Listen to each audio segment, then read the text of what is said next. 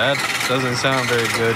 Hey, what's going on YouTube, and welcome back to another video. Now today we're going to be working on my 1997 Honda Civic Hatchback. And if you haven't seen the previous video on this car, I'd really recommend checking it out, and I'll make sure to leave a link above. Now where we left off is I got some parts from the junkyard for this, and I was able to acquire a hood that matches the car exactly, which is such a huge blessing. But I ended up going back to the junkyard to pick up some other things for this car. So one of the things that I briefly mentioned in the previous video is that this car has a pretty nasty exhaust leak. Yeah, wow, I didn't realize it was that bad. But on top of that, the idler pulley has been making a lot of noise as well. Gonna give it a little bit of gas.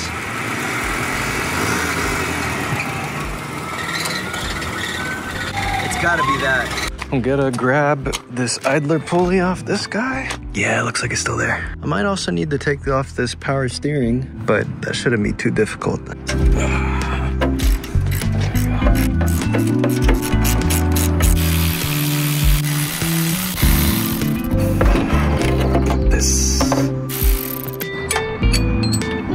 Seems to be pretty good. Since I'm here, I thought I might as well check out the tastefully clapped Mazda 2. So for those that don't know, this was actually CY's old car that we used to rally.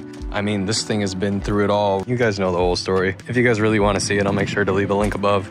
And it's still got the OG sticker. A lot of you guys were saying that I should take the fender off of this thing, but I don't know if I want to pay money for something. I should have just pulled it off before it got taken down here. But what's interesting is somebody dropped the oil pan. I'm trying to think if I need anything for an E36. They got a TI here. This thing, oof, they just tore it to absolute bits here. I was seeing if it had some nice suspension on it, but it looks like just the OEM struts. Any goodies on the inside here? The thing is, these actually share more of the interior from an E30 than actually an E36. So I don't think there's much I could use on the vert. But in terms of just like the suspension architecture and stuff like that, it is very similar. I see that somebody pulled the axles off. They probably were getting that for drift related activities. I think somebody also took the diff. Yeah, that diff's gone.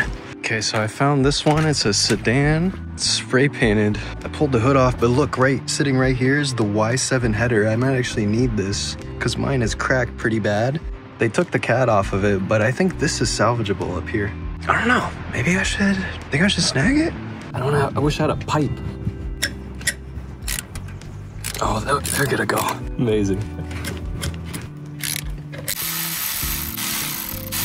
The exhaust manifold gasket actually looks okay, but it's probably better to replace these. They're so cheap. So after hearing you guys in the comments and what you guys were mentioning to me about the EX cluster, I actually went back to the junkyard and I picked this up along with some other things. Now, the whole reason that I went back to get this is because in the EX models of these Civics, they actually come with a tachometer.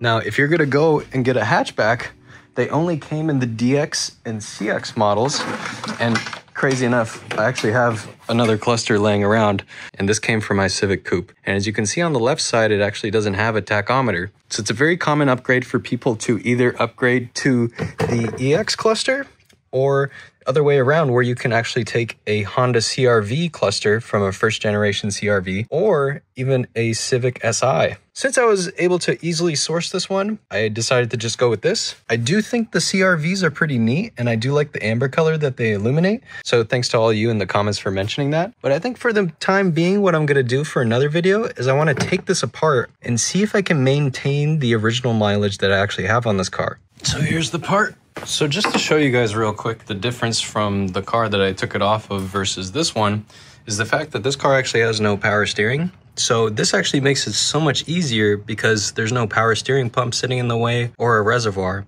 But for somebody out there that's wanting to tackle on this job and you have to replace this, you're gonna have to move that out of the way. And I believe it's 3 14mm bolts that are connected directly to the block. But once you move those out of the way, it's pretty straightforward. This one's pretty easy. You need like an open-ended wrench. It's a 14mm down there. And then this is your adjustment, which I believe is a 10. You might need a pretty tall extension. So this should go pretty quickly, but I'm hoping that this is the issue. Gonna be here for a while.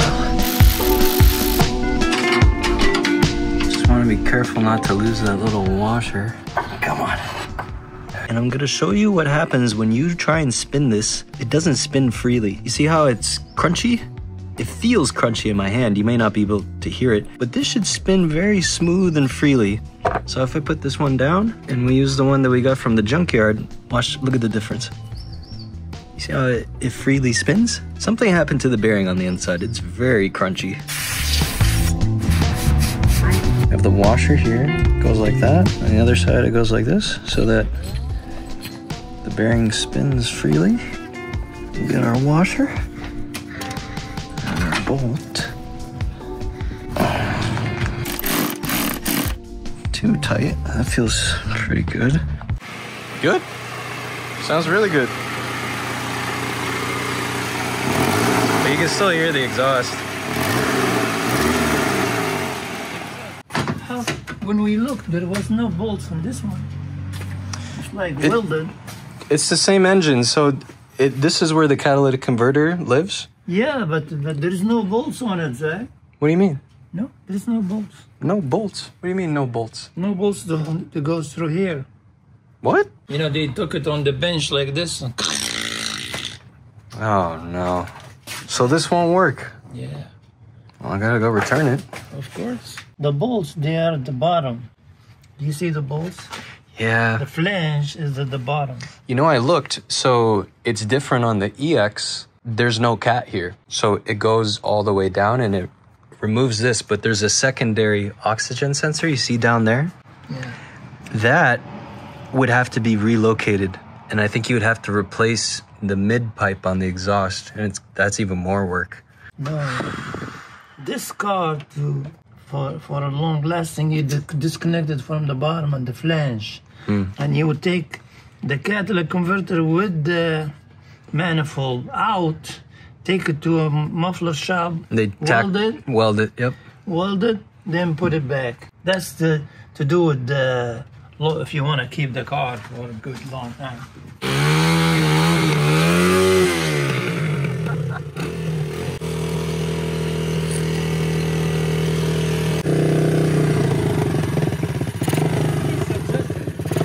It's really cool. I like the tires.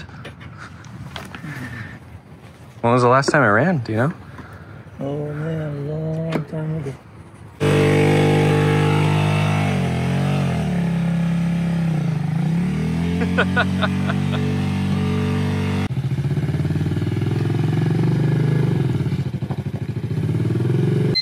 All right, guys, I think that's gonna wrap up everything for today's video. So thank you so much for watching.